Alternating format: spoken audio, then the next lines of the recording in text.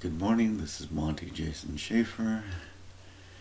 Today, I believe, is the last in the series T-1, the at-one-ment, the at-one-ment.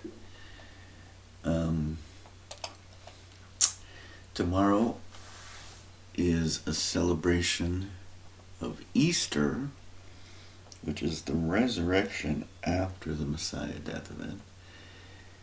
My estimation is the Messiah death event actually happened on May 5th, El Cinco de Mayo, a day of independence because of death. And last time I talked about the circle of life, we eat the grass, we feed the grass. So whether we plant grains and corn and plants in the earth, grasses, if you will, herbs and grasses, we eat those. Or an animal eats those and we eat the animal. The circle of life is real. We will all die. We will all return to the grass in this mortal clay form. Adam means kind of the red dirt, the red clay. And that may have been one of the star seeds or it may have represented a creation on another planet. And this is a hospital that we're living under anesthesia and other things, and we're having memories of other lives on other planets. I believe the purpose of this place is to be a house of healing. So if we have post-traumatic stress from past battles in the war in heaven, this is a chance to reincarnate and to kind of purge ourselves of all that negativity. And if you follow through the duality that I talked about last time, if there's a black hole, that means there's a white hole. And at some point it all has to come together. At-one-ment, it has to reconcile. The number 8 in Chinese is the human divided. The human has to come back together. And it seems like there's a legacy system, some sort of angry God, and there's a new system. And the new system, supposedly in the Greek language, is going to fulfill the old system, but not abolish it. I would imagine in the next iteration, the need for sacrifices, the sacrifice of a son for a father, and all of that may just go away. Samuel, it is better to obey than to sacrifice. I don't like that word obey because obey has an inclination to mean control. 1522, I believe. But let's look up what the word obey is. And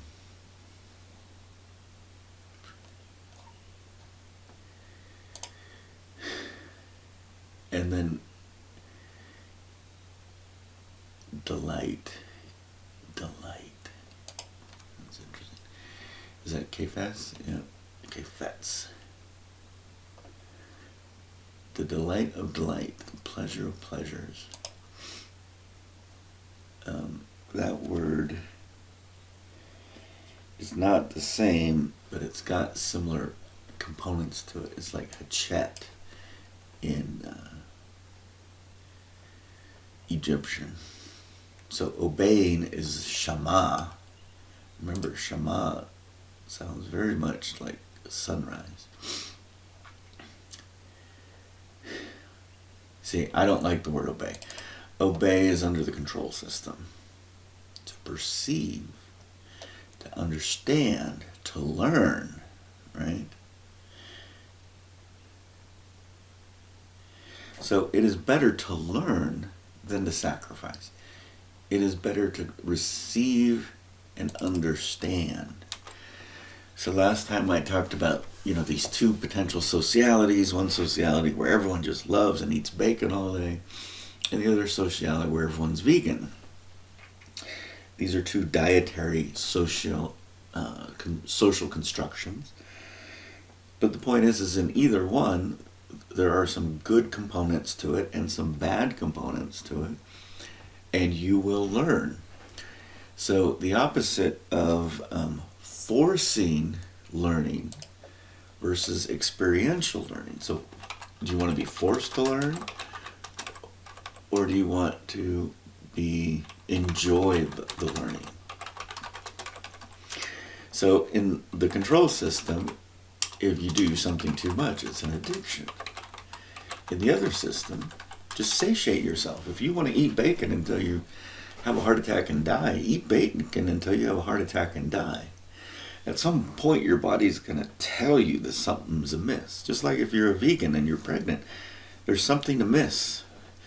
You are having a hard time I don't want to speak for women, but if you're not eating meat during pregnancy, there's some attachment issues with the fetus and the placenta. But you won't know that until you get to that point. And maybe that'll change your view. So rather than being forced to change your view, you just go with the flow.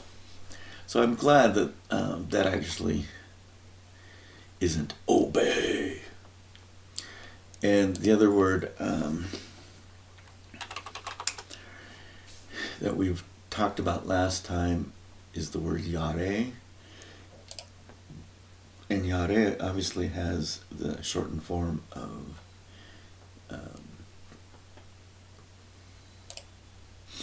373. It has ya in there. I'm wondering if it's actually passing through in the etymology. So fear is not awesome. Those are two different things. Reverence. This is amazing.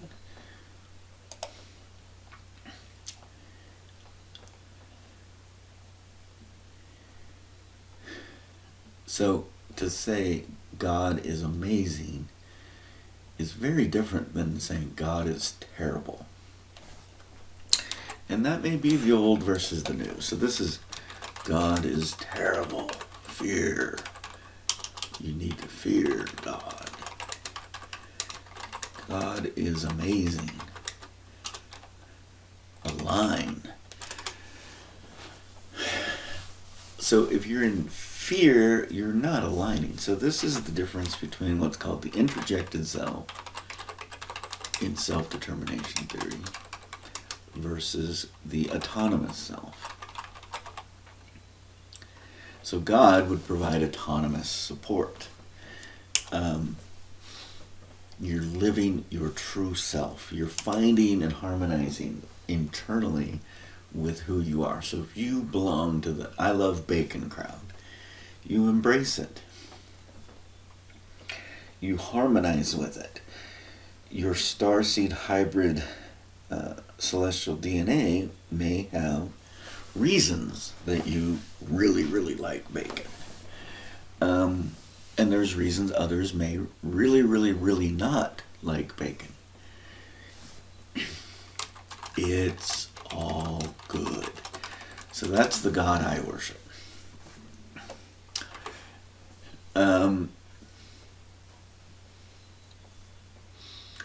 Yare has Ya in it, which to me is a derivation of Jehovah. I don't think I've mentioned this, but Nehemiah Gordon, name of God, you have to go through this. A lot of people want to pronounce it Yahweh, or just say the name, and Nehemiah Gordon is as Hebrew as they come, and he studied the 1500 about the year 1500s, some of the teachings of the rabbis. he's, built this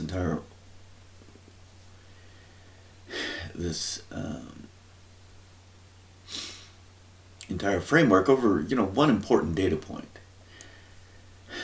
This is what's important to me. Yah is one syllable. Yahweh is two syllables. Jehovah is three syllables. And 1, 3, 5, these are called the odd numbers in our system.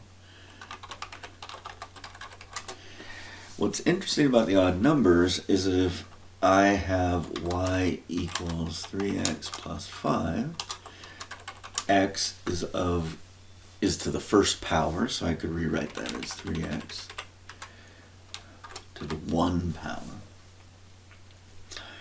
But any equation of any odd power, I believe, is what's called a true 1-to-1 mapping function.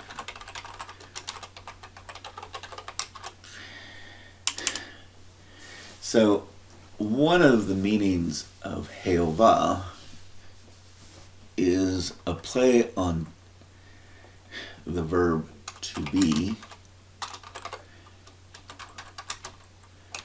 I was, I am, I will be, might be the meaning of Jehovah. And to me, the I was is the All-Father and All-Mother. And if I had to just put one gender, I would put the feminine here. I am is the Father and Mother. I will be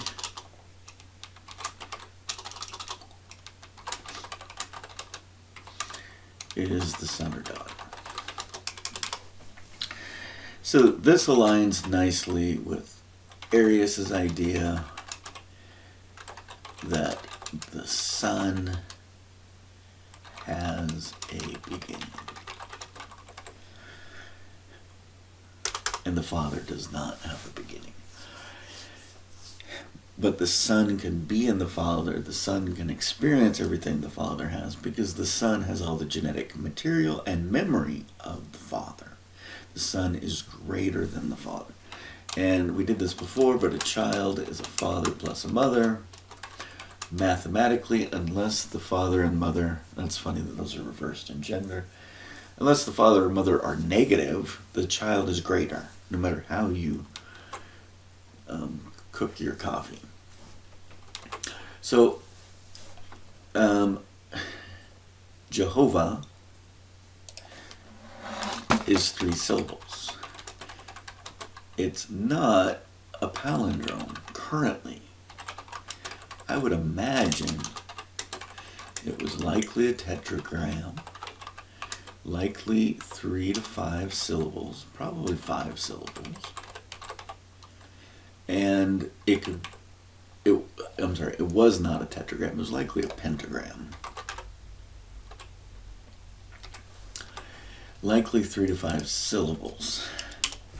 So then if you were to look at the syllables that currently are in Jehovah,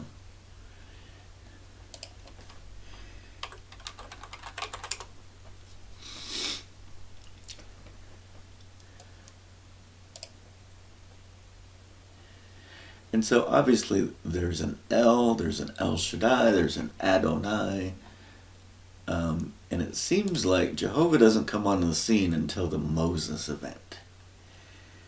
Moses, take off your shoes. So Shaddai. So this scripture actually shows El Shaddai. So remember the play on words was Shem and sunrise? It was Shemesh, which is Shem forward and backwards.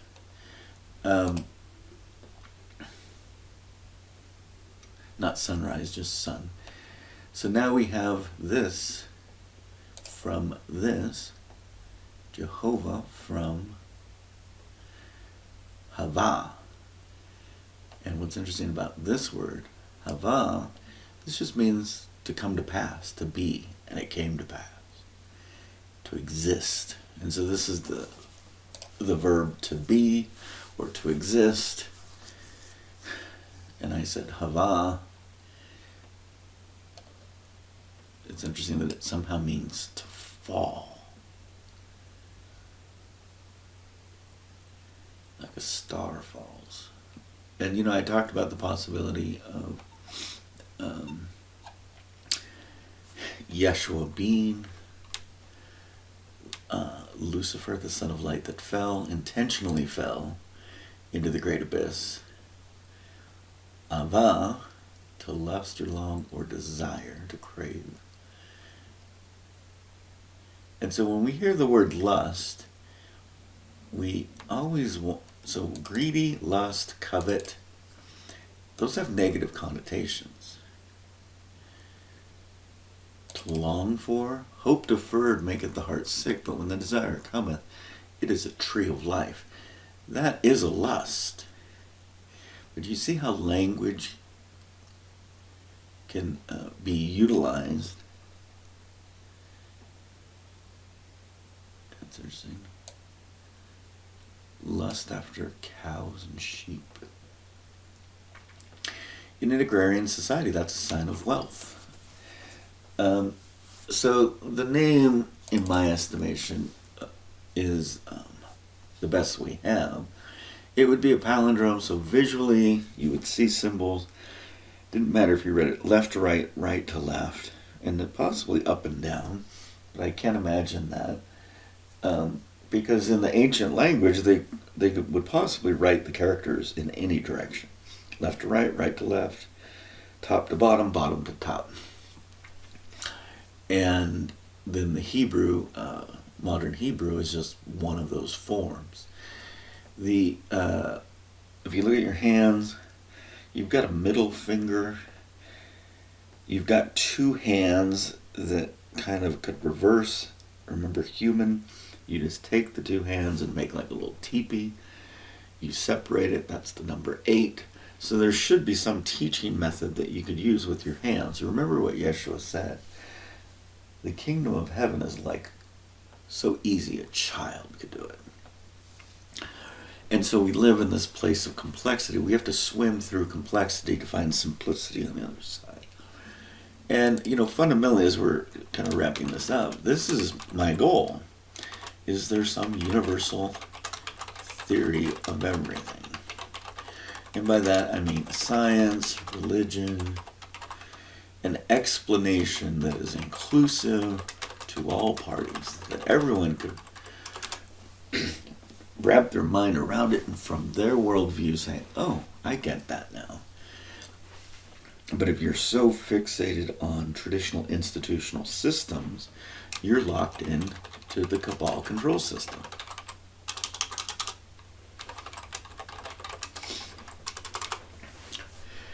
And this is kind of the concept that Isaiah talks about, that at some point the scales must fall from your eyes. You must arise from the dust and be men. You need to remember that God is in you. And, so the Gospel of Thomas, some key attributes is God is within you, which could be associated with the kingdom of heaven is within you. And then Thomas says some really strange stuff about we are all male and female. But in context of the left side being the female and the right side being the male, and we need to come together as an at-one-ment, that's not too far afield, because what's going on is people are reading the Gospel of Thomas from a Greek philosophical, rhetorical, logical frame. But if you were to read this male-female thing from a very concrete, non-abstract, non-philosophical, Hebraic point of view, like a literal, tangible thing, then it's not so far afield. A human is a male and a female. And so I wanted to just mention that from last time. You know, Plato was supposedly saying, the only thing I know is that I know nothing. That sounds very much like a teaching from Genga, right? Like, they got that when Alexander the Macedonian went and conquered the Vedic region. The Vedic region had no troops, no soldiers, no fortifications. It was just a plain, pleasant city. Oh, they were dumb. Why didn't they do that? Oh, God is not dumb. So now you've infiltrated the concept of I know nothing into the old Greek abolish, fulfill, abstract rhetoric. So you're allowing the abstract to be framed in the Shakti frame, whether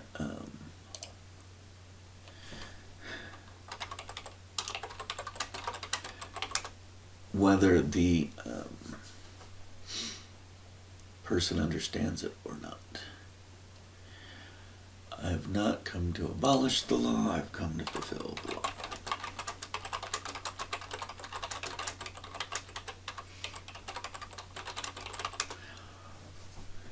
Matthew 5. So that was the sermon on that. That's why I'm remembering that from the previous.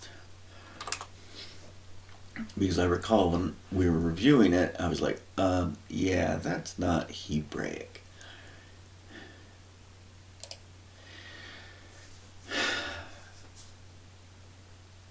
So, what does it mean to destroy? Because the legacy system seems to be going away. The need for sacrifice seems to be going away. So, to me, I'm not here to overthrow the legacy system. I have to fulfill the legacy system. But in the next iteration, the legacy system is going away, is it not? And is this teleos? So, katalaio is to destroy, and it's not teleos. Teleos means to complete. This is also to complete. So, to some degree, you're completing it by destroying it. The destruction will lead to the completion. And that could be very, very concrete in a Hebrew language, but this is not concrete. This is very, very abstract. Because in this next verse it says, until. So, he is destroying the law. Is not the legacy system save everyone so this never happens again?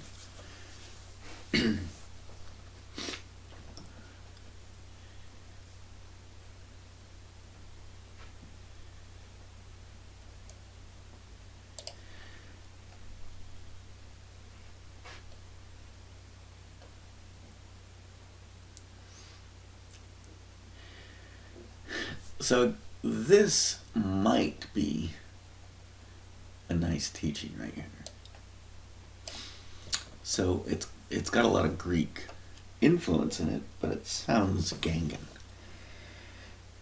It sounds like you're going to learn what you're going to learn. Enjoy the learning. If you learn a lot, you'll be greatest in the kingdom. If you learn a little, you'll be a little in the kingdom. So that's a meritocracy-based system. You're going to be what you're going to be. But part of the atonement is a universal theory of everything. Can you be a scientist? Can you be a vegan? Can you be a Gangan, a Hindu, a Buddha, a Taoist, a Christian, any one of the Abrahamic faiths? And can you embrace this as a truth system? And so, as we talk about male and female and duality, there is the tit for tat. It's funny that those are the words, which leads to the harlot prostitute. And you don't have to be a female to be a harlot or a prostitute. It's the concept then if duality is placed in an if-then conditional system,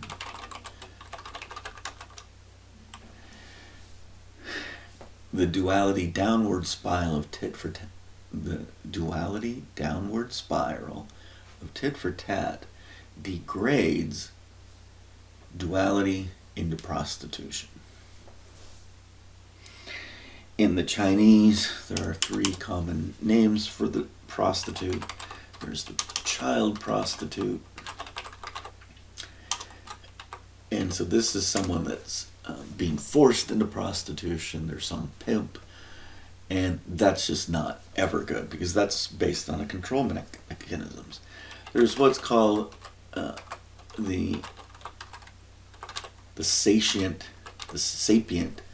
prostitute, sometimes called the wife prostitute.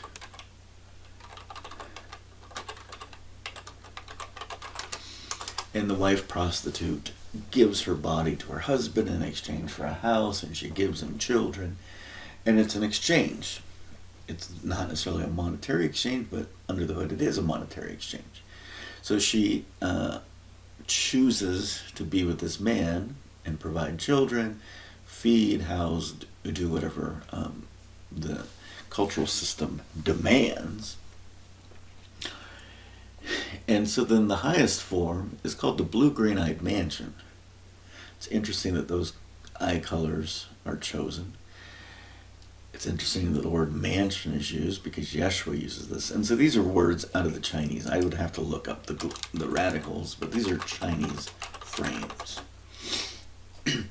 So this one's clearly a forced situation. This is a societal forced situation. What are you going to do if you're not married? You're not going to have any money. You're not going to have a house. So society does force this. And this is just, the woman does whatever she wants. But that she's called the blue-green-eyed mansion is very interesting. That's the radical decomposition of it in the Chinese. Blue and green anciently in most languages were not discernible.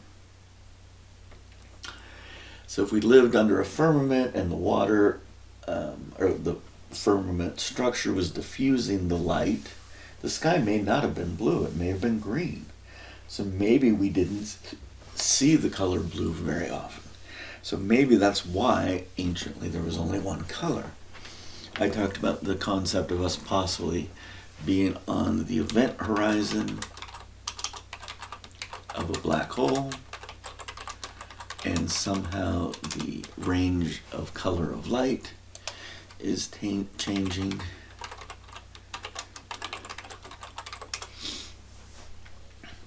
So supposedly the center of the Milky Way is called Sagittarius A, and it's a black hole, but don't worry, it'll be billions of years before we get to it. We're on the outer rim of it. Don't worry, don't worry, don't worry. So that's the marketing we're being fed by them. But according to general relativity, what would happen if we're actually on the inside of it? Would it not be like a lens that inverted the image?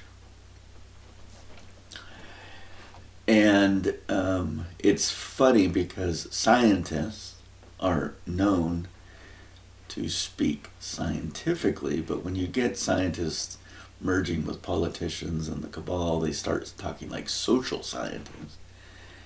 And so if you were to ask the question, are we in a black hole? Scientists are going to say, of course not. How would you know relativistically?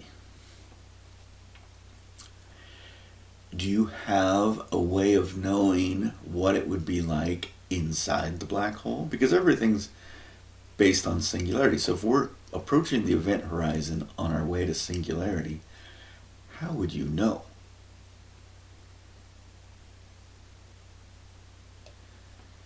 And then, this is the whole concept of a parent universe and maybe the black and white holes. So Einstein won the Nobel Prize for the theory of relativity, but that's not what he won the prize for. He won the prize for something about optics, some very strange award, and I think it was called Shut 'em Up Money. Einstein stopped thinking about this problem. So relativity within the black hole is unknowable. And if a scientist says anything otherwise, they're speaking like a social scientist, which means there's a political motive to why they would say that. Oh no, we're on the edge of the black hole. So this seems to be the end game, right? We're near the end, and one, we could somehow escape the black hole individually, or if we raise our resonance, we can get the black hole and the white hole to kind of scroll together and flip-flop and do something to bring an end to it. I don't know that you need black holes and white holes to truly have duality. Can you have light and shadow without the possibility of being unmade? If you're unmade, that means you're matter that will no longer be matter. Can light be unmade? It says light gets captured in a black hole and cannot escape, but is it unmade? I don't know that that would be unmade. And then they have this whole white hole, because where does all this stuff go? The conservation of energy and matter requires the stuff has to go somewhere. So mathematically they created the white holes. Einstein was on this path. He wins the Nobel Prize, and he doesn't really do much after that. He teaches at Princeton. He never could teach at Princeton before, but all of a sudden he's the cat's meow.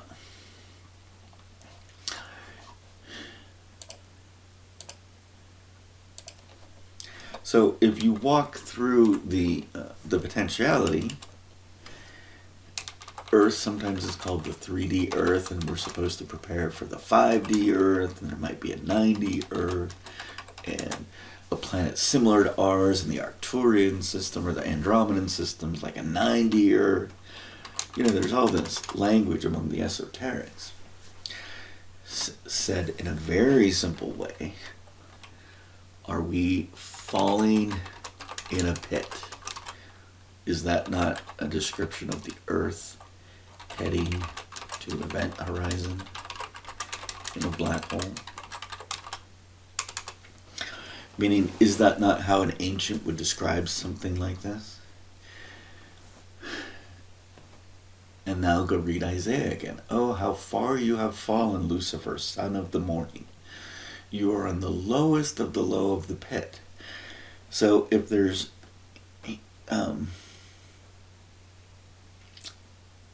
beings of matter that are heading towards the black hole, it seems like a child of light would have to go to the minimum, the deepest point, the lowest part of the pit, to bring it back out. And that's the Yeshua story I'm telling. That because Yeshua failed, little Judah Ishkaret succeeded, the rising sun, and the feminine succeeded, Yeshua's spouse. That's all part of the game. The legacy system has to be fulfilled, but the new system doesn't require. The objective of the new system is to save everyone.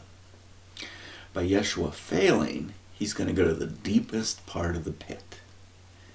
So now there's a hook at the deepest part of the pit to invert that. So I think of like a hyperbolic function that you could just grab it and invert it, and all of a sudden it's a parabola. So the parabola and the hyperbola are very similar functions, but they're not. The hyperbola is how you would define a black hole. I don't know if mathematicians and modern, but that's how I would describe a black hole. Let's see if they have some sort of image. So this is the reason they need a white hole. So if I have this as a black hole, and so this is a nice picture. Let's see if we can see this picture. Okay, so if you're entering singularity, so supposedly, instead of our universe is like this, we're spinning around here. But what happens if we're here? Would not the lens be inverted so it looks as if we're looking out, that this is what we're seeing, when in reality we're right here seeing the inverse of it. So this is the basics of a hyperbola. So there needs to be a white hole mathematically. So there's the white hole. And so they're just creating a simple hyperbola. But the hyperbola could be, that x could be in any form. This is a symmetric one, it looks like. So this is 45 degrees and 45 degrees. It doesn't have to be that. And so you've got a hyperbola. Could that somehow just be flipped? And when I say to a parabola, ideally, it would be flipped to an x. I'm going to do x caret 3. It would be nice that it was to an odd power, because then it's got a one-to-one relationship. It's a true functional map, which allows for an inverse, but not necessarily an inverse that's black hole and white hole. So duality, it would be nice that there's an inverse, right? That's the key of duality.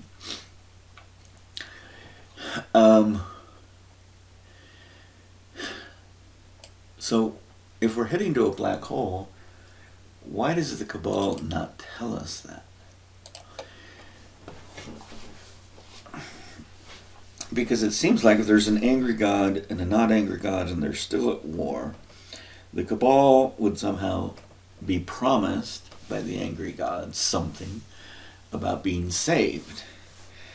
And maybe they'll be saved, but in order for them to be saved, the slaves of the control systems will go and somehow be eternally enslaved in this black hole. I don't know.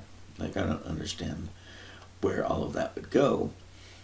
But we know what's coming, right? So the Cabal is prepping us for aliens. And they're going to prep us for aliens love us, they're good, they're here to save us.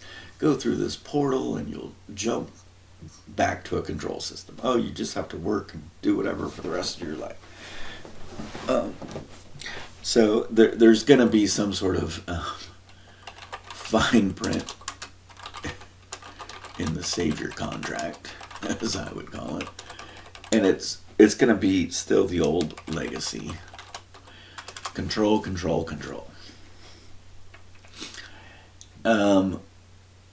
And the reason I'm trying to tie all this together is I'm trying to understand how you could take traditional Christian apocalyptic worldviews and just simply explain it. So the bad guy is supposedly trapped in a pit,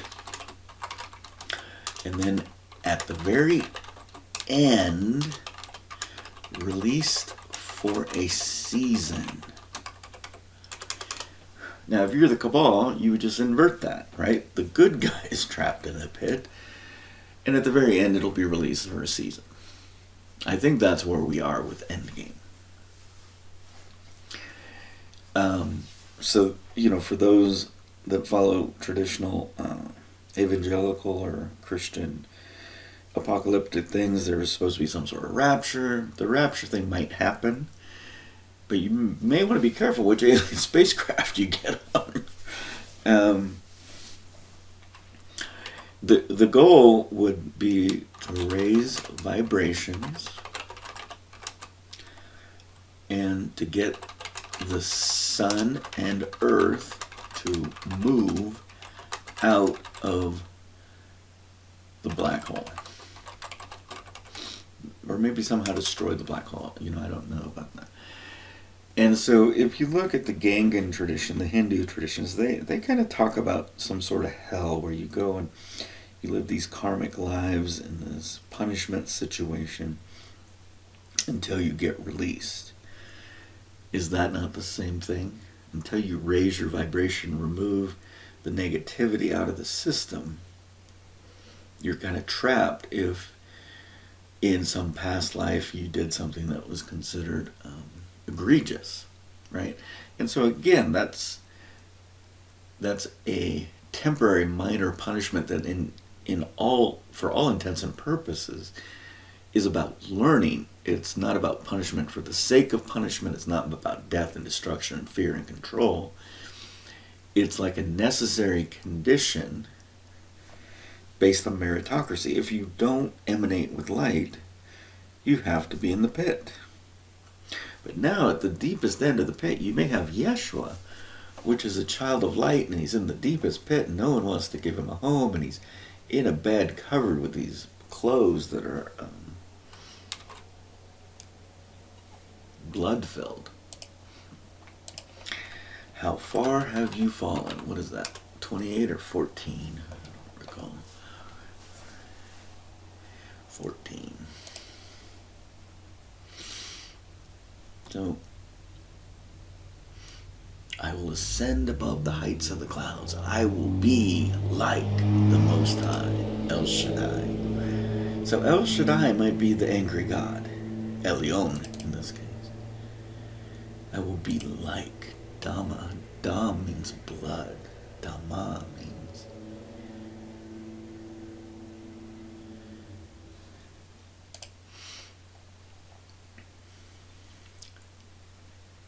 to the sides of the pit.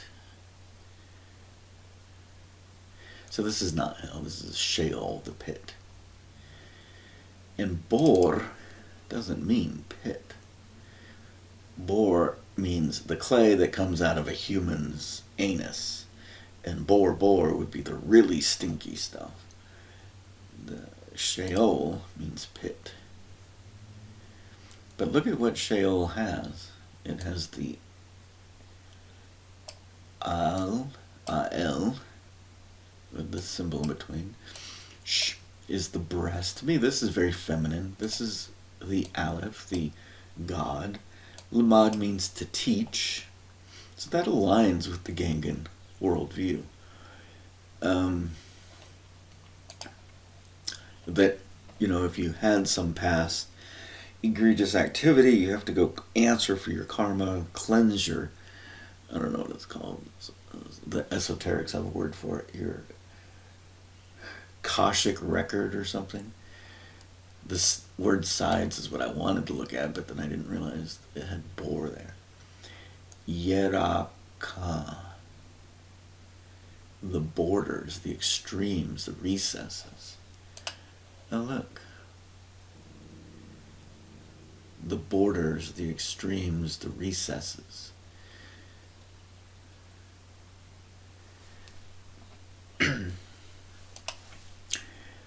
And obviously the border would be the event horizon.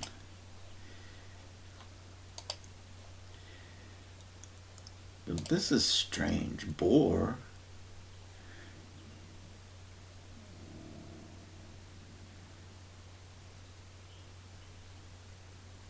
That isn't mud there, bucko. It might be Bora Bora. But like if I were to use the word mire,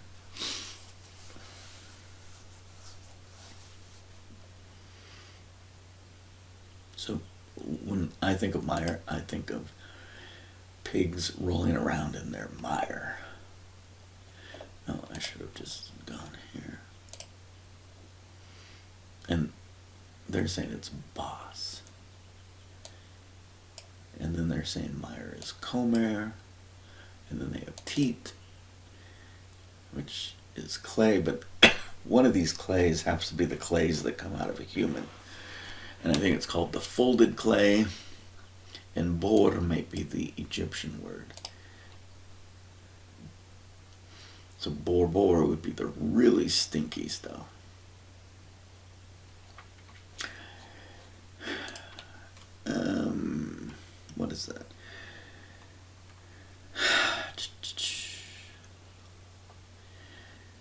Is that John 3?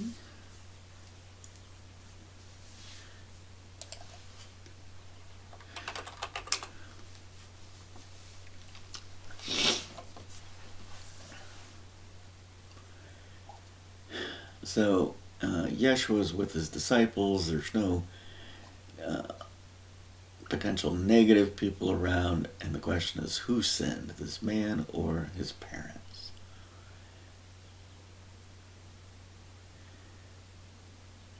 And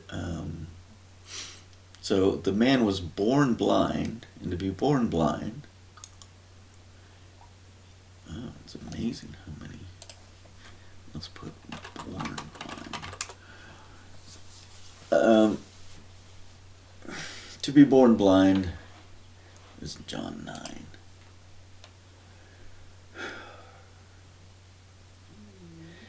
Who did sin, this man or his parents, that he was born blind? So you need to remember, reincarnation was a thing at this point. I believe it's Job chapter 33 that talks about that we all have at least 3 lives, 3 iterations in this world.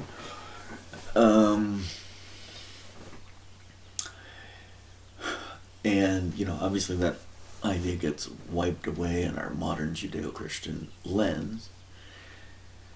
But to be born blind, this is a neurological condition. It's likely tied to syphilis. Syphilis is a sexually transmitted disease. That's possibly why they're asking about the parents. But maybe the parents didn't have it themselves, but got it from their parents, etc., etc.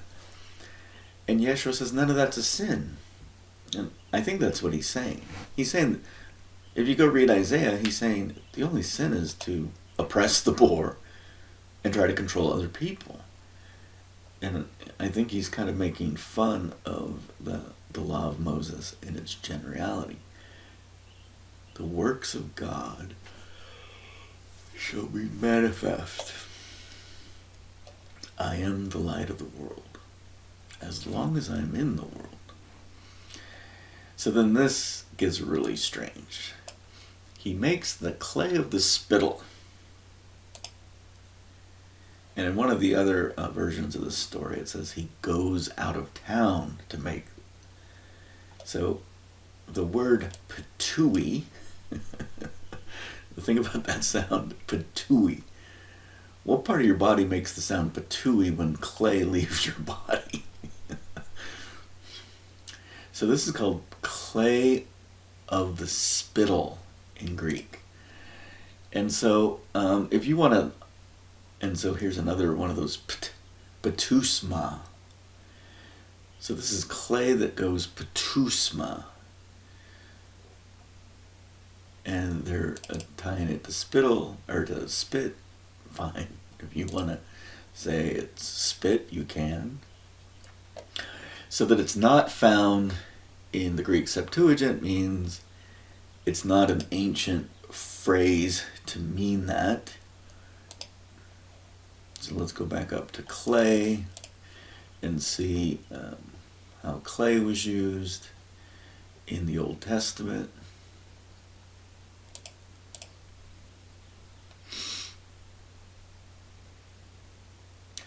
So brick, slime for mortar, brick, brick, brick, brick, brick, brick. You're wrong. It's not about clay of the spittle. Somewhere I read that it was the folded clay. Oh, now we have miry clay. Oh no, can't. So recall, I always like to go to Isaiah first. Are we the potter's clay? That would be funny. We came out of God's anus. So the rising of the sun.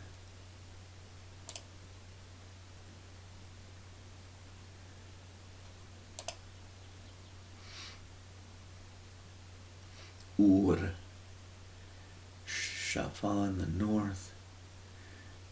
There was the Shemesh. I think that was the actual verse we read the other day, but we found it in a different way.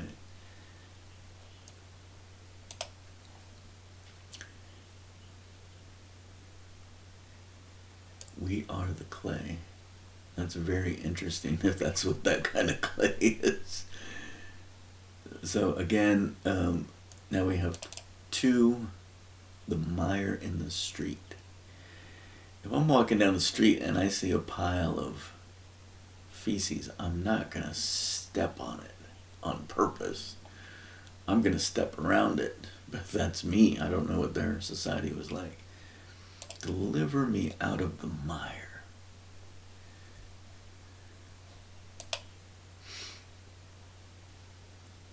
So this is teat. And remember I said titi was like the good clay.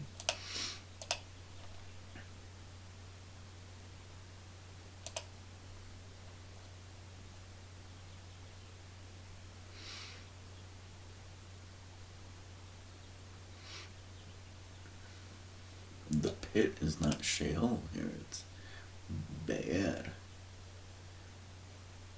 spring fountain.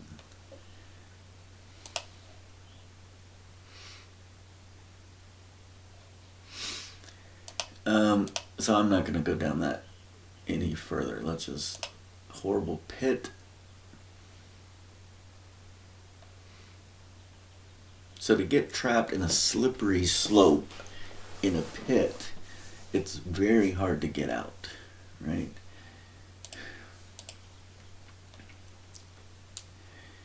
Allah, I sprung forth out of, there's the word I was looking for, bore. Horrible pit.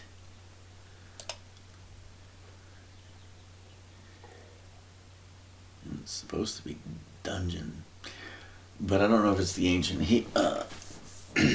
Bora Bora is the stinky of the stinky mire. And you can find it if you keep looking, but I don't know that that's the purpose of today.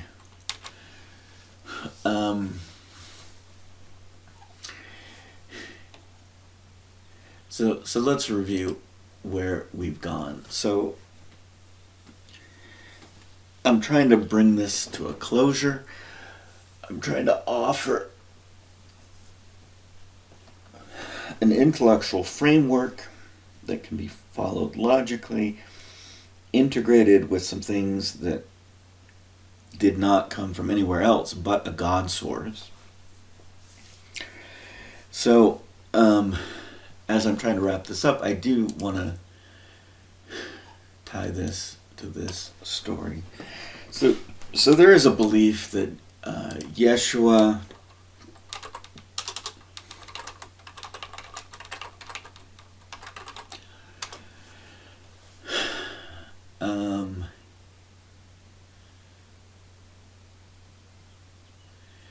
so there's Robert Van Voorst. That doesn't seem right. I thought he was a guy from Bulgaria. That doesn't sound like a Bulgarian name. He wrote this entire book about the travels he had to Nepal and how he broke his leg, and the monks let him stay there, and they said, we have all these secret teachings of a man named Isha, and he came and taught us or learned from us, and then he went back and said he had to go die for his people or something. And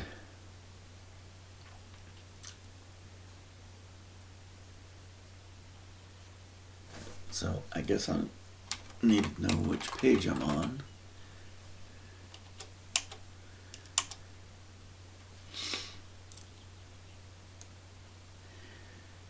And I would also reject this. Not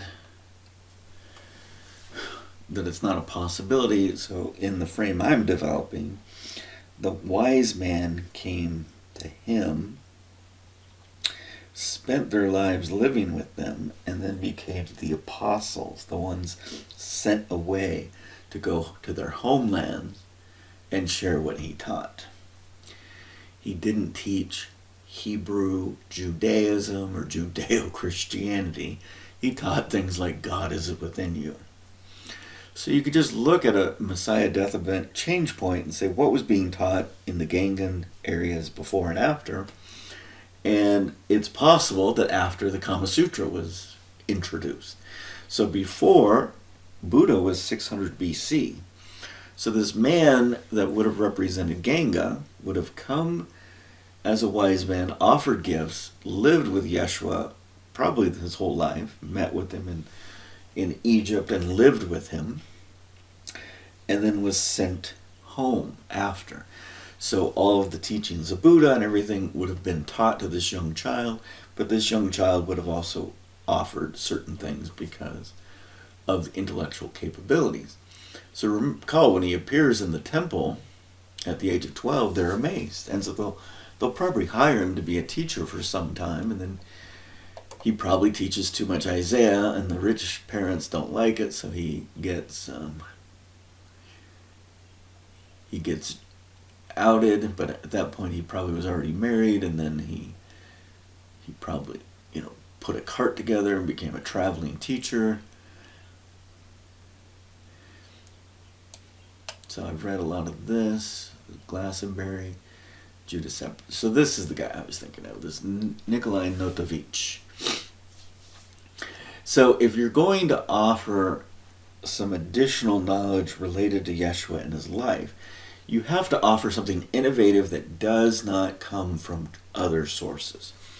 So if you follow his story, he claims that Yeshua traveled the same path he was traveling, which is the Silk Road.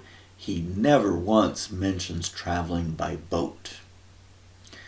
So his concept of the Silk Road was a modern contraption of what was going on, because anciently there were lots of boats traveling with goods and services, and they minimized how much travel they would have had to make over dry ground. So if this guy would have come out and said, I traveled by horse up to Tibet, but I learned that he traveled from Aleppo, he got on a boat, went down the Tigris or Euphrates, I don't know which river that is. He went into the Gulf, the Persian Gulf, traveled from the Persian Gulf to Goa, Sri Lanka, to the land of Ganga, traveled up the river of Ganga to its highlands, hiked into the mountains to Nepal.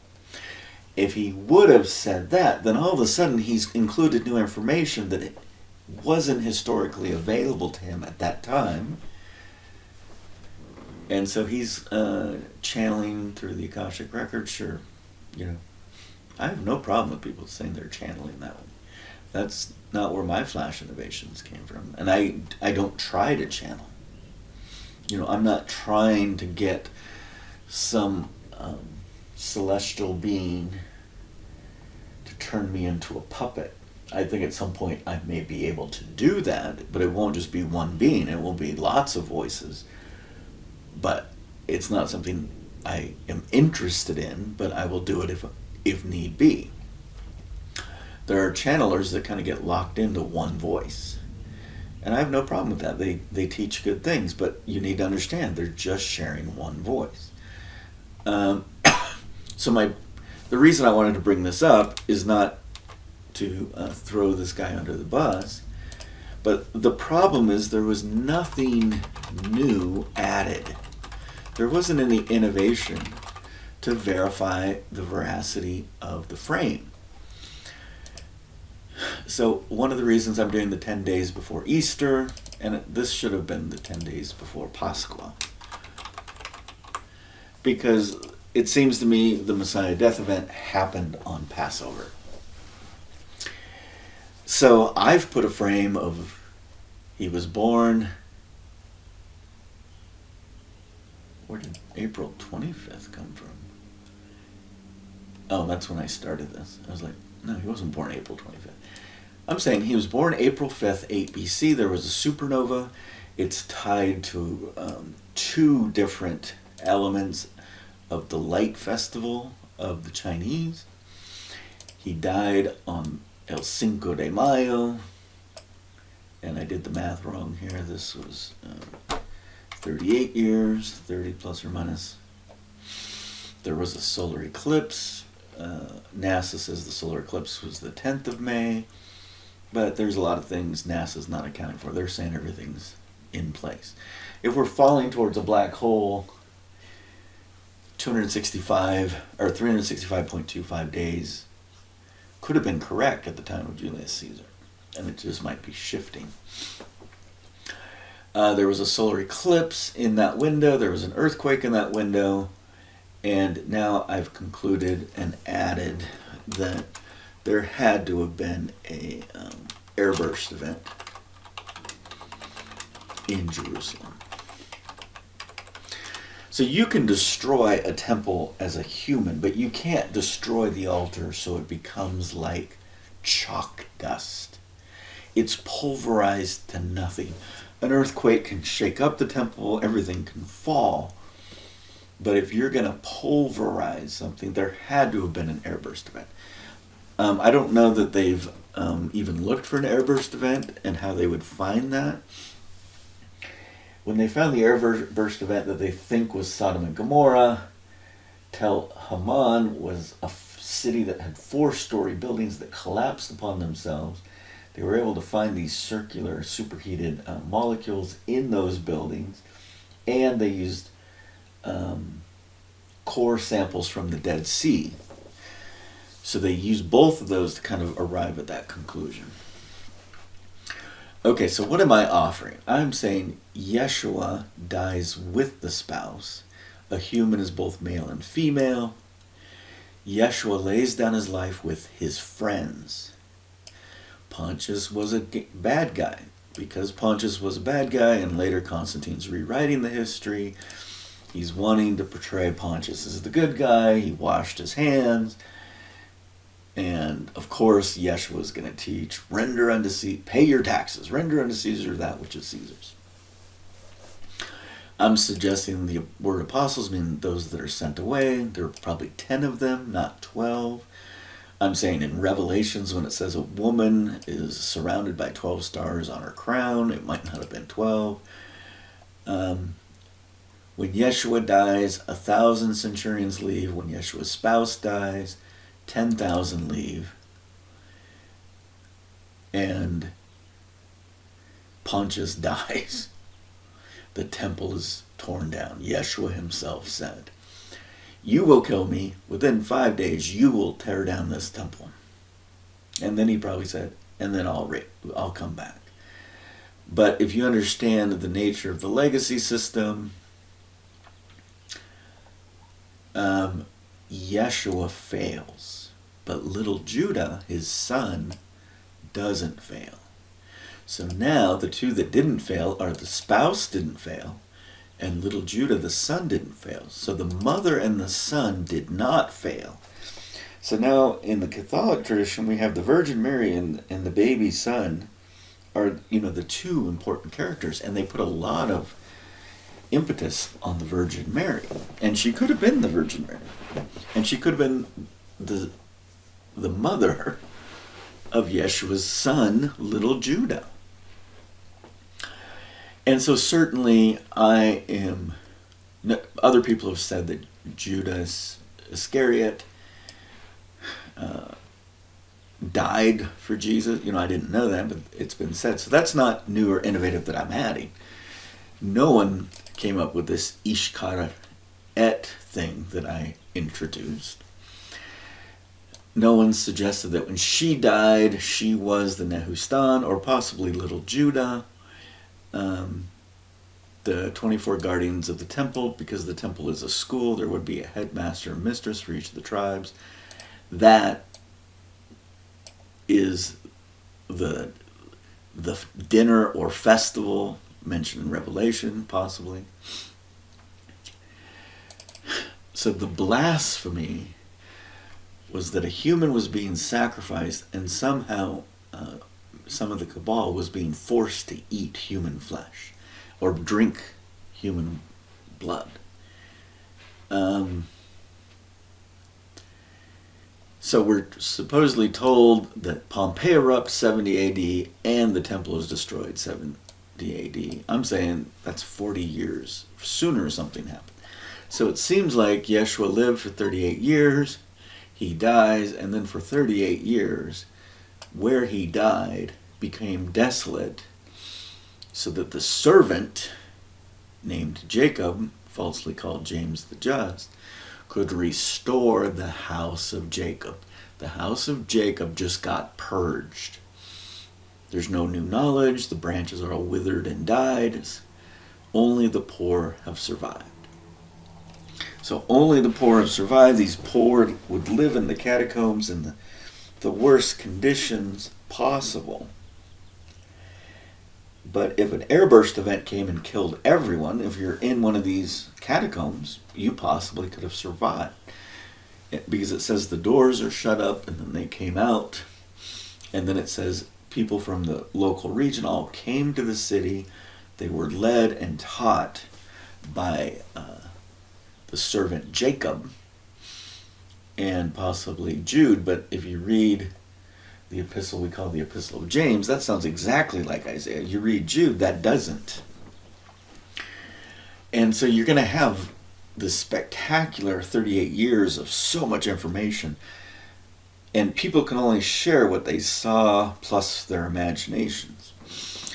The stole is where the animals were prepared and they were being mistreated, and this is why he called it a den of thieves and drove them out.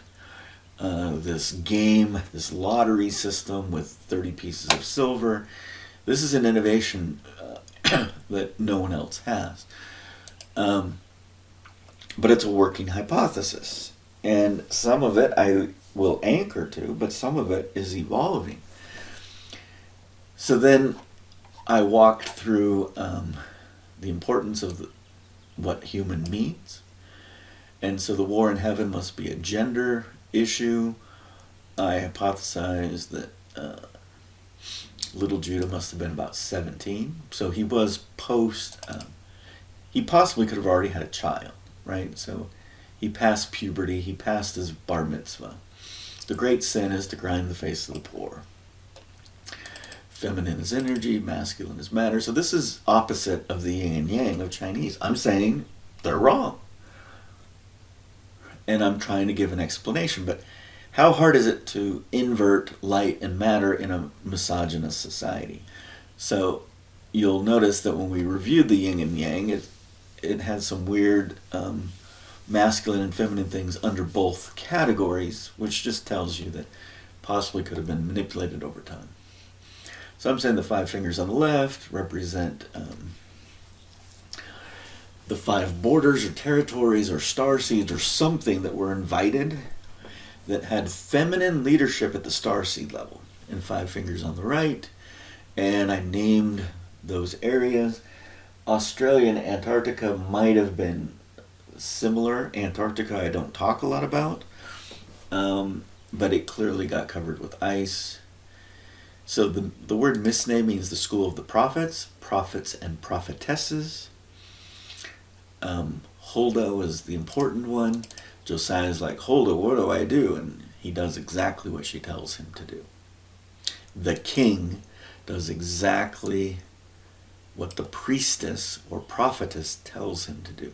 But this is how most societies are built. There's a king line and then a mystical or a shaman line. In ancient America, these are called the cacique and these are called the paje. And it seems like a good king would always listen to whoever the paje was, whether it was a man or a woman. So the temple had several functions. It was a school, it was a slaughterhouse and a barbecue, and the guardians of the holies of holies. The Ark of the Covenant was retired. The Zedekites didn't necessarily like that, and it seems like that's how Josiah died. The Zedekites had created a temple in Elephantine, Egypt, taken the ark there. Necho II was going to use it for war. Josiah goes out on the field and says, what are you doing with our ark? The Levites are like, it's okay, we're with him. Josiah's like, no, it's not okay. Solomon retired the ark. It needs to come back. Somehow Josiah dies, but his body is brought back, which is code speak for the Masoretes or someone edited out that the ark was returned. The Zadokites don't want you to know what they did to gain power.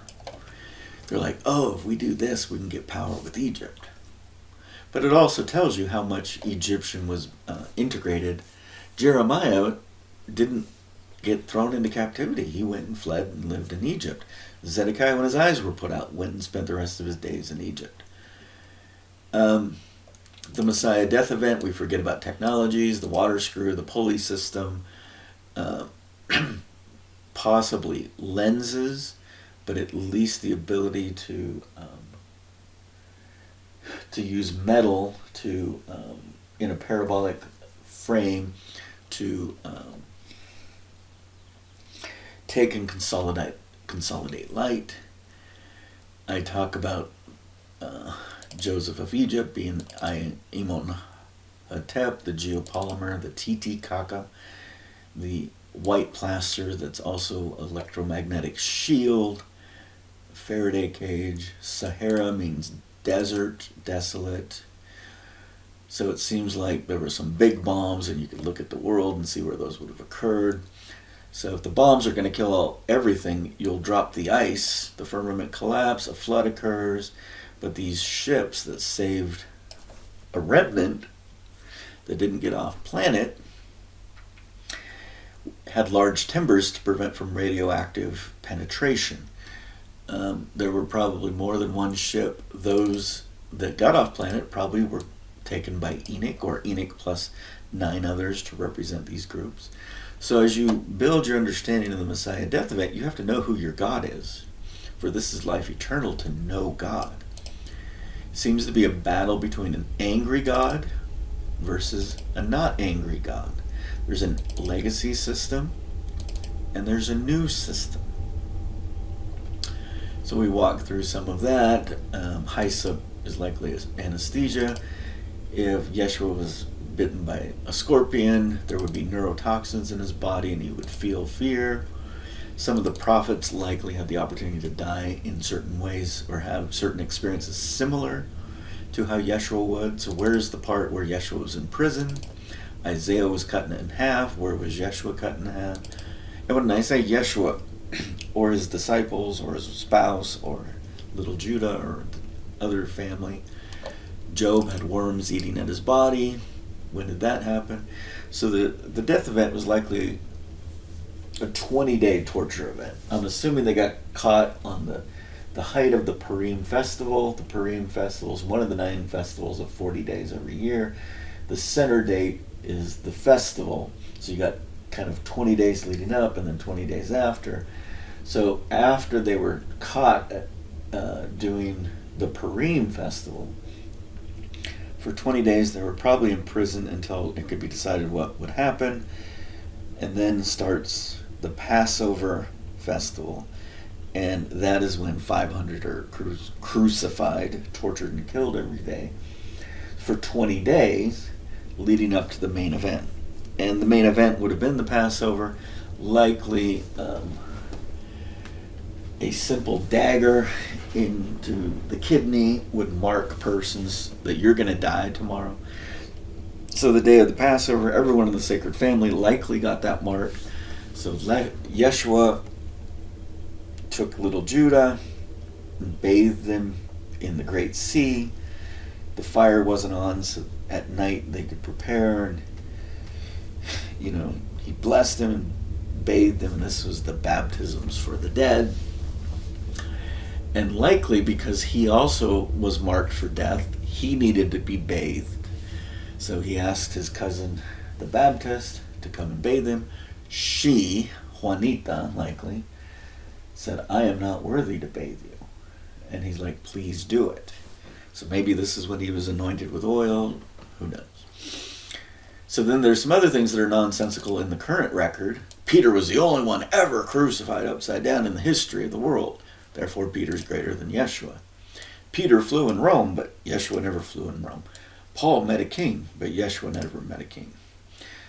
Julius Caesar, Cleopatra, et tu, Brute.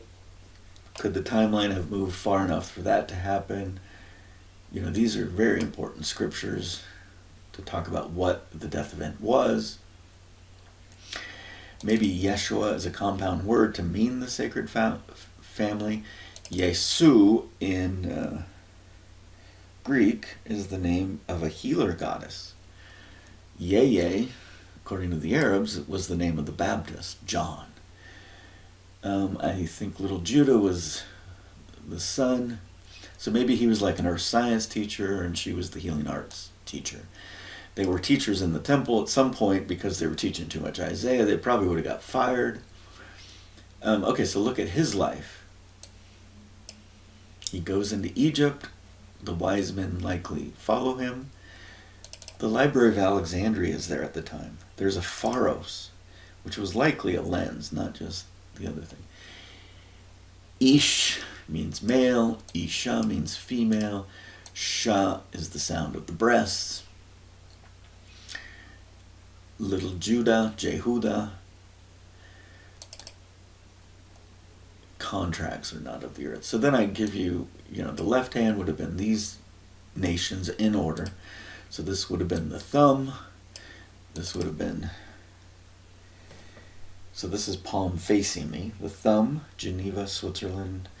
These are the Galicians before the Franks said, hey, why don't you go move to Scotland? So Geneva would have been the pointer finger. Africa would have been the middle finger. South America would have been the ring finger. And then Australia seemed to be desolated. There wasn't a big population there. But that could have also been Antarctica, because almost all of these are Ika or Rika. And Rika in Turkish means I am, which is kind of interesting. I just learned that yesterday. So I am beloved, Ami. So Ani means mine or I am. Ami means love. Amere Mesu in Egyptian is my beloved children. So we got I am beloved of the north, I am beloved of the west, I am beloved of whatever that is. Some people want to say that's Ophir. I don't think so. And then the masculine side, the thumb is, so now the palm is away from me. The hand has to rotate, so the India, and then I'm pointing to the Middle East, stretching my fingers, Mongol, China, and Little China or Japan. China and Little China are so isolated, they have an opportunity to kind of play the role of hospital for a long time. And they also have their internal wars, but all of that reincarnation, living, warring, and fighting is a post-traumatic stress release. It's a necessity. So the war in heaven is going on, and it seems this is a hospital. This is evident if you understand the temple of Jehovah. There were 5 menorah on the right and left. There was a date palm tree on either side. The date palm has a male and a female version, and that's how pollination occurs. Or means light. Yah is a shortened version of Jehovah. Menorah, men, or mon, or mean, means good. So the good light of Jehovah. Jehovah lights the menorah. And then there might be 7 candlesticks. I really don't like the number 7. In Chinese, human divided is the number 8. The number 8 in Russian means the God oath or the good oath. So we have this war. We have different star seeds coming here. It's inclusive. It's a hospital. So that's how it could be infiltrated and people could bring the war there. But imagine you're coming here and you have PTSD and you're in this lethargic state, you're in a coma, you're in some sort of different state. You may still think you're fighting. So that could have been what triggered this. So rather than saying there's good and evil, you're just like, no, this is the outcome of the war. But obviously a dog seed and a cat seed are not going to get along. And so initially with the war, you probably invited, these main groups to invite all of their friends to live in their territory. So the dogs and the cats have their own boundaries. But because of the chaos and everything ensues, now everyone's hybrid. I am a dog seed and a cat seed and probably 8 other seeds. I'm definitely Andromedan. So the Sagrada Familia is a celestial but also a earthly family, and the goal is to bring everyone back together, save everyone. It seems like Abraham was a drop ship. Sarai was already living here on earth. Remember, her name means desolate, or Sahara, desert. So this is a weird thing about some of these languages. These letters can switch and it still means the same thing, Sarai. This wasn't good enough. Isaac, go get this wood. Why, Dad? Well, I'm going to stab you and burn you at the altar to appease the gods. Okay, Dad, let me go get the wood. Right? The fear of death was not there if you are a higher ordered being that understands your life purpose. That wasn't good enough. So what the new system was trying to say is, why can't it be a mortal father sacrificing a mortal son? Because somehow it has to be a celestial father sacrificing a mortal son, and that is really off if you think about the hierarchy and this idea of an angry God. And then for energy, because daughters haven't had their first resurrection, they get lost and they must be saved. The Disney princess in the tower must be saved. She can't save herself. There's something broken about that. So where did the war in heaven come from? Well, who gets thrown away and discarded as misfit toys? And so what happens over time is the polys get lost. This is polytheistic, it's polygenesis.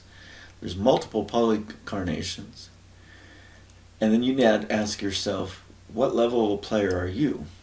Mathematically, a child cannot be less than their parents. Peter is not a Hebrew name. He certainly is a Bar Jonas.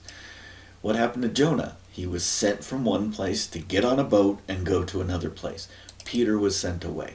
Peter did not want to go away. He wanted to die. He pulls out a sword, cuts off someone's ear. Yeshua heals the guy and says, Peter, please go away. Peter has his agency. He can stay and die, but that's not his purpose. So what that means is the gods have an alternative timeline if Peter makes that choice. He's not robbed of his choice. But if he chooses to be the potter's clay and to cast his will voluntarily on the altars of the temple, it'll just expedite the end game.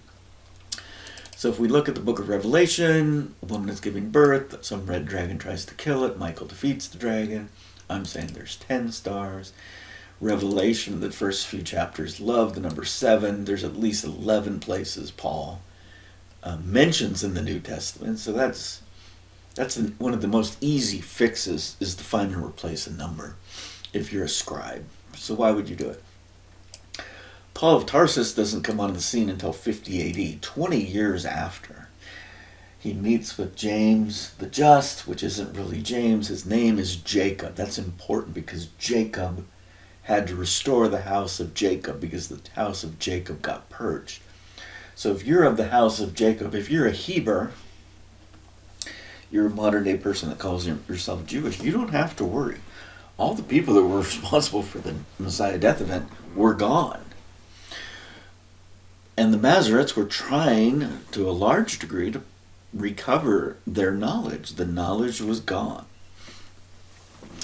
But this just shows what happens when you get a bunch of men philosophizing about religion. Now notice what I'm saying. Men, not women. Philosophizing about religion, and then every 200 years you have this reset because of new ideas and just generations passing away. You're going to get some really diverse religions. There was not a 7-day week in 31 AD. That wasn't a thing in the Roman culture until 100 AD. So this idea that he died on Friday and rose on Sunday, that's only 40 hours. It doesn't even fit the 3-day narrative. I'm saying the 3-day narrative is a 5-day narrative. The number 8, the good oath, the God oath. Number 7 is the oath of the earth, going back to the nature of God. God is about abundance. So the fundamental test point is using the MDE, the Messiah death event, as a change point. So Palmyra is mentioned as being Greek and Aramaic speaking, and it was autonomous. Romans weren't trying to mess around with it. So if you're Rome, and let's say you had 50,000 soldiers in the city because you have 1,000,000 people at the Passover, and Pontius is there and he dies, 10, 15,000 of the Romans had left, and they would flee because they're going to get killed if they ever get caught. Oh yeah, I was a Roman soldier and I left my post. Please kill me. They're going to scatter. Everyone's going to scatter. But within a day or two, you've got reinforcements up at Capernaum, so they come down, they kill the cabal of the people destroying the temple. So, and let's say they're another 10 to 50,000. So you've got somewhere between up to 100,000 soldiers of Rome dead. Because when the airburst event comes and the resurrection occurs, killed them all, only the poor are left. The city is desolate. The altar is crumbled like chalk. That's why I think there has to be an airburst event. Because a human couldn't do that. An earthquake wouldn't do it to chalk. Because there is an Isaiah scripture that says there will be fire in Jerusalem, and so maybe it already happened. So I use as a change point analysis this new technology that mysteriously appears in Iberia, and it changes the economics of the world. So what were the Archimedean technologies?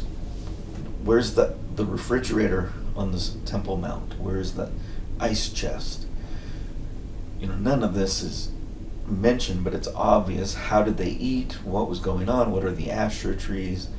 The statues? What was a typical Passover day like? What was the original Passover like?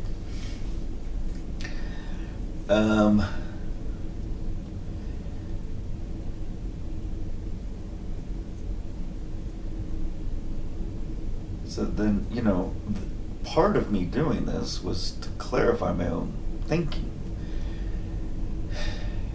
And so 7 is actually very unlucky. And then I kind of walk through some of the stuff associated with this. Notice I'm saying this was the fall, and I'm saying we're about here. We're somewhere in here. We're not to here yet. And this is going to be the Great Reset. So there has to be some sort of design before the Great Reset. And these other numbers may not matter after, because after the Great Reset we might be in a different universe doing different things. Perfection. So again, what I'm offering is the Messiah death event that we have from the Romans is fiction. But when you create fiction through Josephus and the historians and the Gospels and everything else, you're anchoring to words that have been altered to fit a paradigm. The paradigm was that the Roman Catholics are good, Pontius was good, he washed his hands of this, and now we are adopting your God. Why would the Romans adopt the Christian God? What happened for them to understand that the Christian God is more powerful than their pantheon of gods? Pompeii erupted. 100,000 soldiers got killed within 5 days. Pontius died. Possibly Caesar died. Possibly. Because within a short amount of time, there's a fight over the territories, there's 4 Caesars. There's a lot in the change point that you could say, oh, something's going on here. Polemics is not right. Everything else, Polly, is probably right. So Yeshua taught his 10 friends, his 10 apostles that he sent away. And some argue that the Kama Sutra came from before. Some say it came after. Where did that knowledge come from? The letter M in Hebrew, Amet, is Aleph, M, and Tav, which is the way, the life, or the truth, one of those words. I think it's truth. Aleph is the cow. The cow passes through water and chaos, and the Tav is the cross. The cross is the number 10. The concept of the cross and bearing your own cross is before the crucifixion. it got painted as the crucifixion in the Greek and Roman understanding as it became Catholicized, universalized. Okay, design. The number 5 is about design. So then I talk about some things that I shouldn't know, but there would be ways that I could know that. And then, some of my flash innovations and what I actually saw, and then almost 2 years of reflecting on it is where I am today.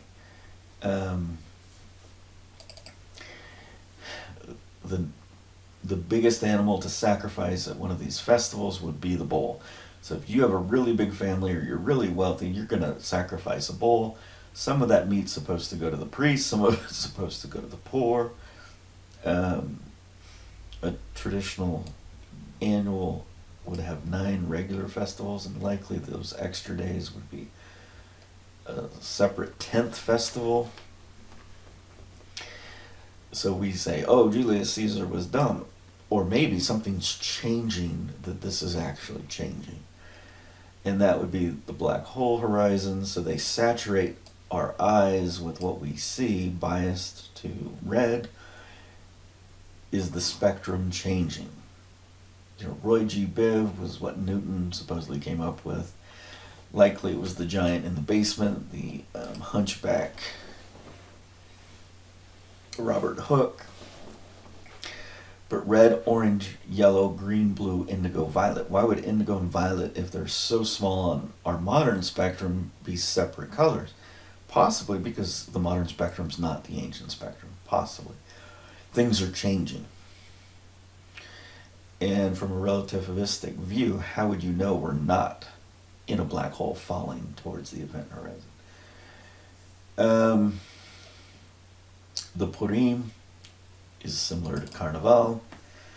A woman visits a king at night, pleases him sexually, and gets him to save her people. We can't talk about that in this monastic, aesthetic, Judeo-Christian modern system. They didn't have those hang-ups anciently. So stabbing someone with a dagger in the kidney, it's a dead man walking, baptisms for the dead. 20 days of torture. The main event would be the Passover. There would have been some sort of cannibalistic component forced upon the cabal by the Romans, which was the blasphemy of the blasphemy. There was some sort of game where Yeshua with his left hand would hold a rope, and when he couldn't hold the rope anymore, some wheel would spin, some lottery wheel. And this is when the death occurs. There's some ability for Yeshua to telepath with his son, Ishkaret, little Judah. And some of these words likely had to be said to fulfill the legacy system. But it also, Yeshua failed, so he went to the pit. Mama didn't fail. Little Judah didn't fail. So Mama and the son succeeded. They were resurrected with their friends, the disciples, came and cleansed the temple 5 days later. So I'm saying 5 days because I look at my hands. There's no 3 days. There's no 7 days on my hands. I could manipulate it.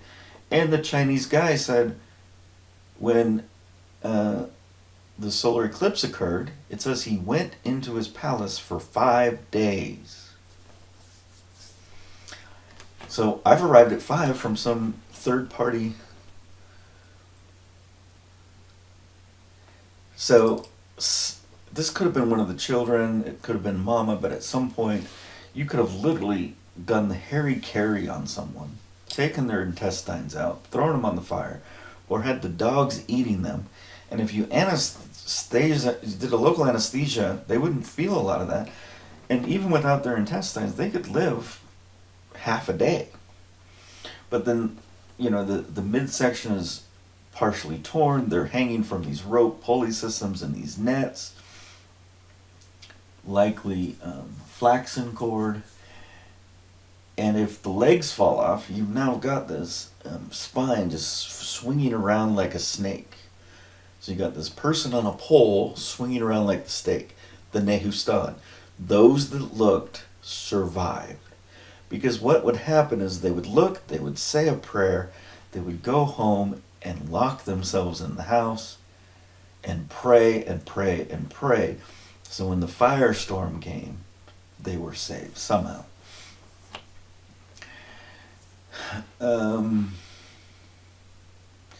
So if the war in heaven is about some gender war and she succeeded, she and her son succeeded, it's undoing the misogyny related to the war in heaven. Rules, the number 4, you can build a box with a 2x2 box, or a box that's a square with a radius of 1. If you cut the fat of the corners, you now have a circle. So the idea is the legacy system are rigid square rules. The new system cuts the corners and minimizes control and maximizes learning and enjoyment. To do that, you have to test what's wrong with the old system. You have to go to those corners and say, these are things wrong. And so some of the life events of Abraham, Isaac, and Ishmael, and Esau, and the birthright, and all of this might have been testing those numbers. The number E is also less than the number 3, so 3 plus 4 is 7, but E plus pi is less than 6. Likely during the Messiah death event, every one of the 632 or 999 rules of Moses were violated. So you have this net system, you have willing parties. The women were likely ravaged over and over and over again. They likely brought in animals and forced Yeshua and others to have sex with animals, every potentially bad thing. At some point, Yeshua was castrated. His little phallus withered and was put in the ice box and likely used to do some really not pleasant things later with the women. And a lot of that's all in Isaiah. You know, the withered phallus is in Isaiah. It was predicted. So I'm saying there must have been some sort of airburst event to crumble the temple. It's one thing to shake and break the foundations of the temple, but to say the altars were like chalk altars, that means there was some high temperature event. And you know, the concept of fire, the briars and thorns being cast into the fire, the house of Jacob withering and dying, and a woman breaks off the dead branches and casts them in a fire. Very interesting concepts.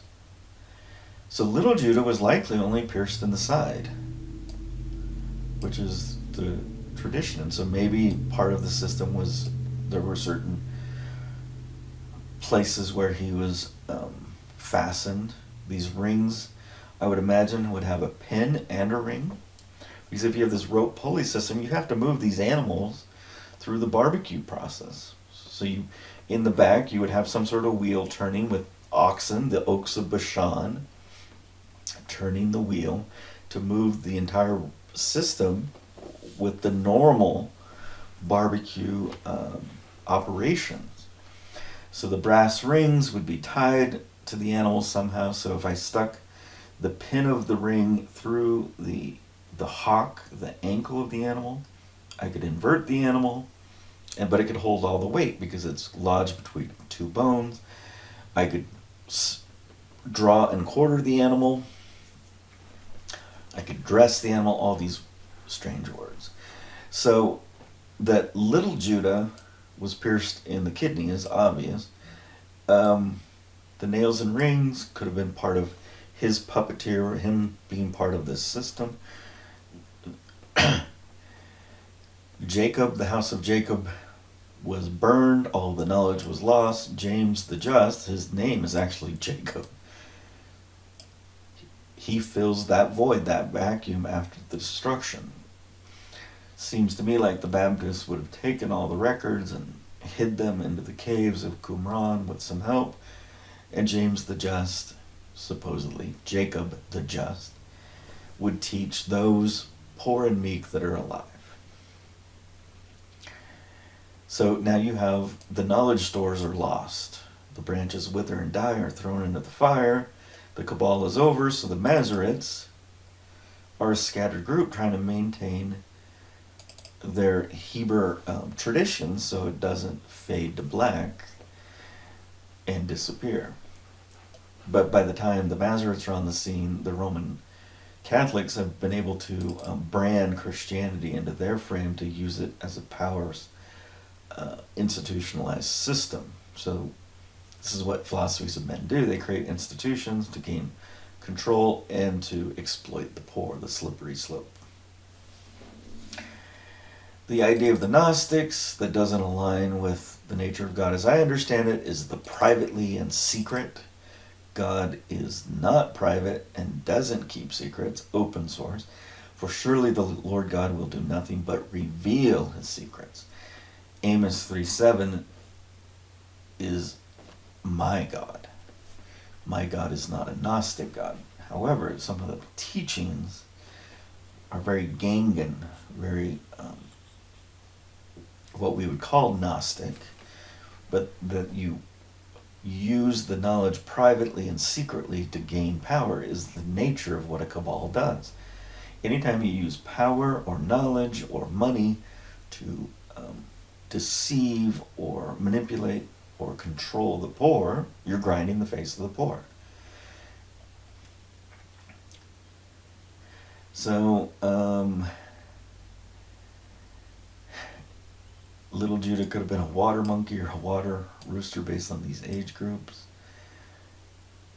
Scalping was possibly a bald eagle, so there was possibly a scalping event at the Messiah death event. And so ethnocentrism is important. Romans are like, okay, we accept your God because he killed all of our people, but now we're going to Romanize your God because we're in charge. But they really weren't in charge. You know, that Rome didn't fall until 400 AD, but look what they had to do. They left. There was no economy in the Levant, so they kept moving towards Germany and towards Britain to find other economies. The Queen Mother of Heaven, the cakes for the Queen Mother of Heaven, the chakra being the unseen thing. The belief that a super intelligent, ugly man can be with a beautiful, intelligent woman, it's ingrained in our DNA. And I don't know who it is. It's probably Yeshua's spouse, but she's got Egyptian eyes, dark hair, very small, thin lips. Beautiful.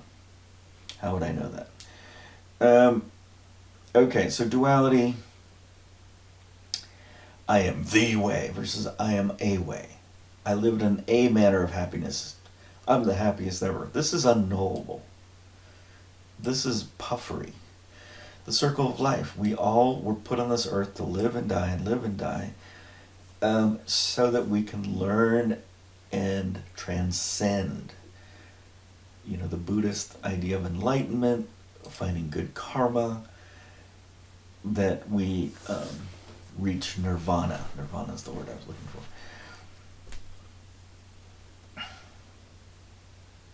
We're supposed to be stewards here. Stewards don't compete with other people. They don't control other people or other animals. This connection of Ishkaret, Kar, likely means mountain. For whatever reason, Carmel, they don't want you to remember El there. It's very strange in that etymology. You can't have shadow without light. Maybe this is the war between El-Yah, where El, the Father, was before Yah, and now it's Yah-El. Yah is before El.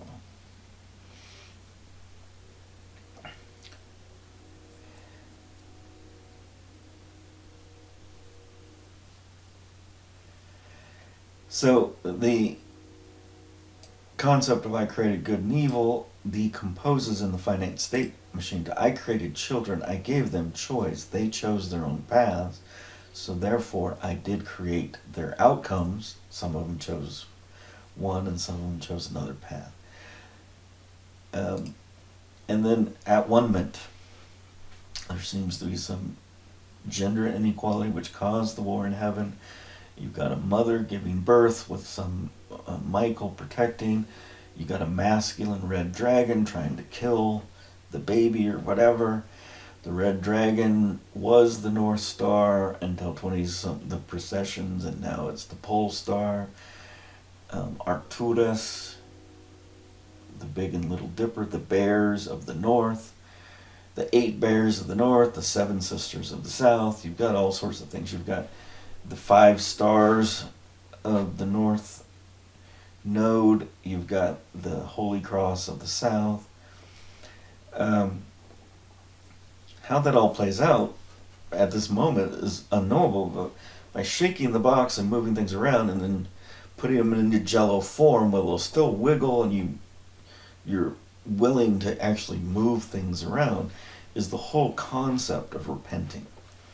So what are the universal truths, the Ute? So if we had to conclude, what is the Ute?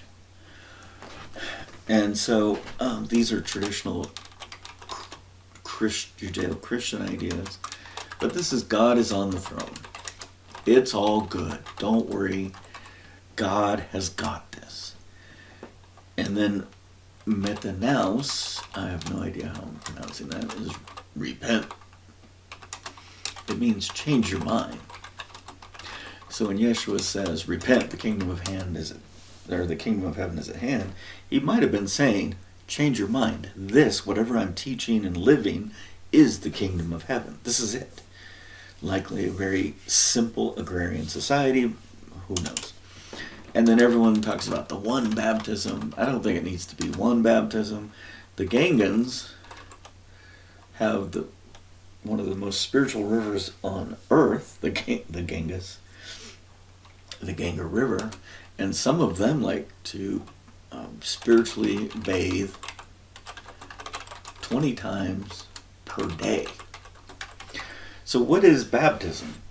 Remember, this is the blue-green water world. All baptism is to harmonize with the key element of this earth, water.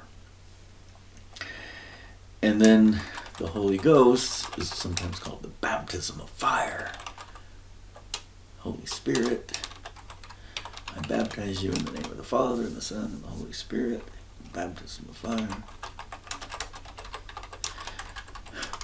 But if we're on this planet, in the firmament collapse which caused the flood, and the fires, the desolate rain of fire came down, and that was the purpose of the flood, to prevent total destruction through the fire, have we not already walked through the fire?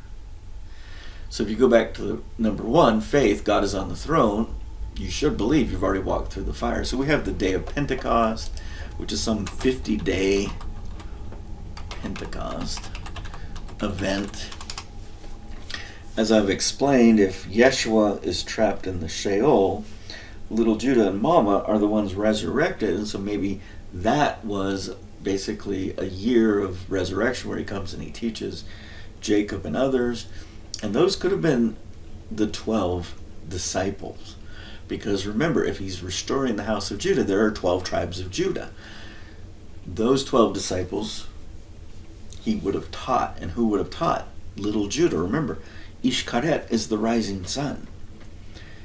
Isaiah talks about the nursing father. The nursing father lifts up his son on his shoulder and lets the son be greater. His head is above the father.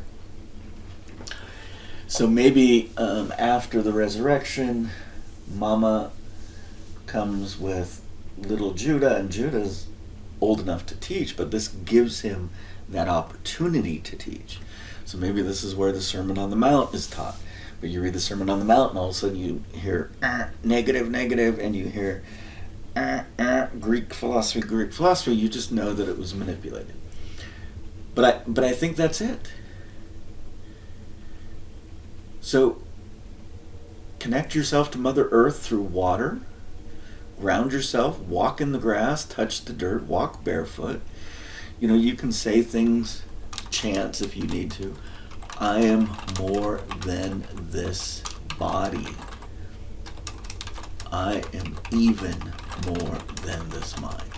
And though that's mine, because I obviously have a strong mind, I'm an intellectual, yours might be different. But the concept is in spirit, in energy. Only a portion of me is trapped in here. Yeshua through Thomas says, God is within you, the kingdom of heaven is within you. Sounds very much like the Shakti, chakra, energy light system that leads to waking the snake within you. So Yeshua is likely one of the seraphs in the throne room of God. Isaiah shows that proof. Isaiah gets his tongue touched by one of the seraphs, and then when Ahaz dies, he says Hezekiah will be like a cockatrice, and out of the line will come the great seraph. So that was the proof that the Son of God, Yeshua, that Stephen saw on the right hand of God in the throne room, was one of these seraphs, and likely the seraph that touched the lips of Isaiah. This is why Isaiah is so important. Isaiah is also important because no one understood it. So the translation errors were limited. There were still errors in the translation, but it's limited based on their understanding. Sometimes they would try to manipulate and say it meant this thing when it didn't. So, for example, Cyrus is one of the supposed Deuteronomist or Deutero-Isaiah anachronisms. It's not. Cyrus in ancient meant something. It meant the worker of fire, the one that could work metal in a furnace or whatever. Koresh is the word. Later it got applied to Cyrus. So if you recall, the friends of Daniel get thrown into a fire, and there are 4 people in the fire, and they don't burn, but the men throwing them into the fire, the furnace burns. So maybe that was the skill technology of the city related to Cyrus. The Persian is that they could make metal, heat it up to a super hot temperature, and make purified metal to make swords, etc. But if you read the Old Testament, when it says Cyrus, the king of Persia, it always says it that way. It doesn't say that. It just says Cyrus in Isaiah. And Cyrus, Koresh, is a concrete Hebrew word that means the worker of metal. That's it. It doesn't mean Cyrus, the king that happened later. But some person, idiot, that wrote the 100 BC version of Isaiah, they're writing in post-exilic. And they're like, oh, maybe this was a prediction of Cyrus. Let me say that. And then someone later says, oh, that couldn't be right because the timeline's off. And you have an anachronism. The original text wasn't an anachronism. When I say Koresh, does it have to be Koresh? When I say Judah, does it have to be Judah? Or could it be why Judah was named Judah? The hidden meaning. So I think Judah is Jehudah. Or if I say Zion or Jerusalem, are you thinking of a particular place and location, the city of David? Or are you thinking of the actual etymology of those words, and is it being used as the uppercase singular place or as the lowercase generic word? Regardless, this is it. I really think this is it. The baptism of fire thing, I think we've already walked through the fire, all of us, right? If you recall the Elijah story, the reason for the flood. But if you believe God is on the throne, you're willing to constantly change your mind. And this idea of constantly baptizing yourself, connecting to water, is actually connecting to earth. So grounding, drinking lots of water, inundating yourself with water, whether a shower or just splashing water on your face, whatever. that will lead to number 4, the Holy Spirit. John 14:26, the Comforter will remind you of the truth of all things. The truth of all things is God is on the throne. Keep changing your mind, and you'll come to a larger and larger understanding of what God is. So let me conclude by emphasizing that this is intended to be inclusive to everyone. Everyone can come from their lens, their worldview, and look at the facet of truth and not be in conflict. But to not be in conflict, you have to remove yourself from all cabal methods. So if your goal is to create a control system, whether to exploit people financially or just so you're above people or any of that, then you failed. You're not truly looking at this from an inclusive point of view. You're invited to look at it from an inclusive point of view, and you're invited to maintain your own cultures and traditions. So if you're Gangan or Taoist or agnostic, that's fine.